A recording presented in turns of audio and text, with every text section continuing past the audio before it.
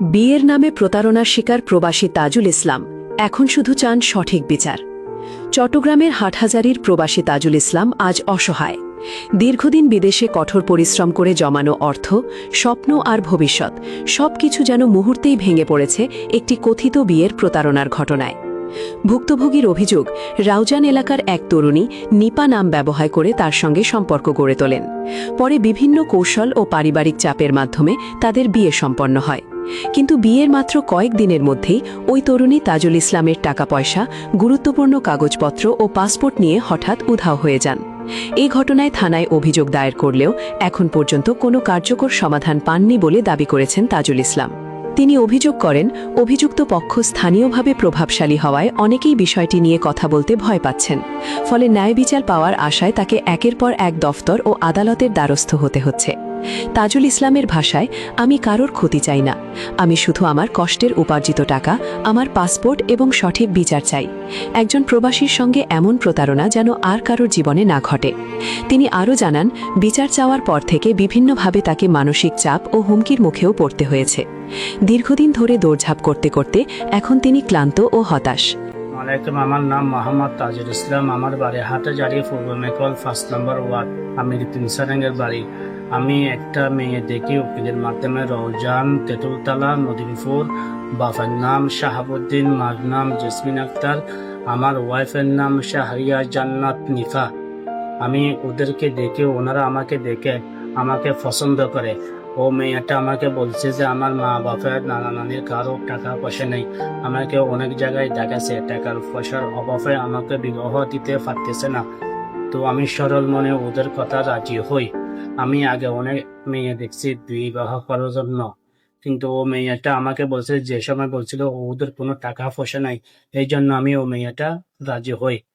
রাজি হওয়ার পরে আমি এখন আমাদের বাড়িতে চলে আসি।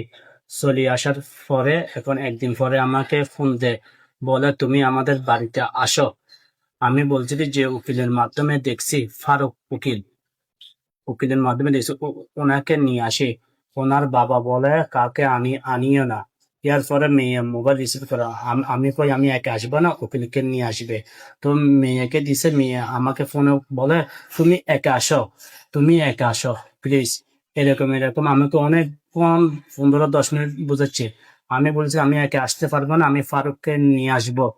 তবে ও মেয়ে বলে আমাকে একটা বার মানে কথা আসে, একটা বার হইলে আসো। তখন আমি ও মেয়েটার বিশ্বাস করি, সরল মনে আমি ওদের ঘরে যাই।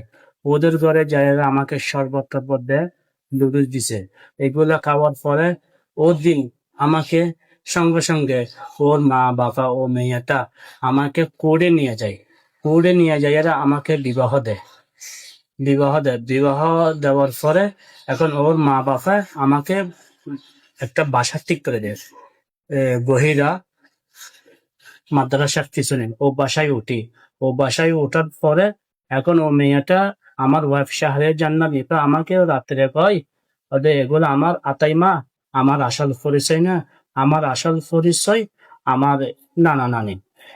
তো নানা নানির কাছে জিজ্ঞাসা করেছে ওনার মা বাপে, সবাই মিলে কথাবার্তা বলি আমাকে কুড়ের মধ্যে মেরে বিবাহ দেয়। এখন আমি ও মেয়েকে বলি, তুমি আসল পরিচয় কেন গোপন রাখছো?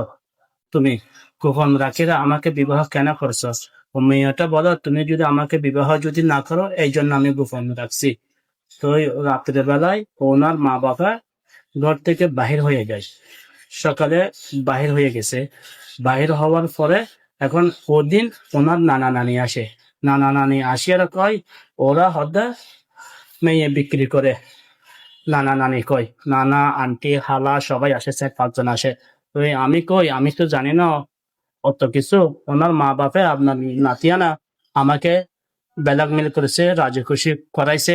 আমাকে ওদের ঘরে নিয়ে আমাকে শরবত দিয়ে আমাকে মাথা কি করেছে আমি জানি না। আমি ওদেরকে বিবাহ করি। বিবাহ করার পরে এখন আপনারা অন্য একটা গ্রুপ আইছেন। এখন 2টা গ্রুপ আমি জানি না। তো এখন ও মেয়েটা আমার টাকা পয়সা, ডলার দারাম, আমি জুমার দিন নামাজ পড়তে গেছি, আমার ওয়াইফ টাকা পয়সা দারাম সবকিছু ফাস্টফুড সহ সবকিছু নিয়ে চলে যাই। আমি জুমার দিনে নামাজ পড়তে যাই। তো এখন নামাজ পড়ে আসি দেখি কিছু নেই, কিছু না পাইয়ে আমি ওদের বাপের বাড়িতে যাই। বাবা কয় নানার বাড়িতে, নানা কয় বাপের বাড়িতে।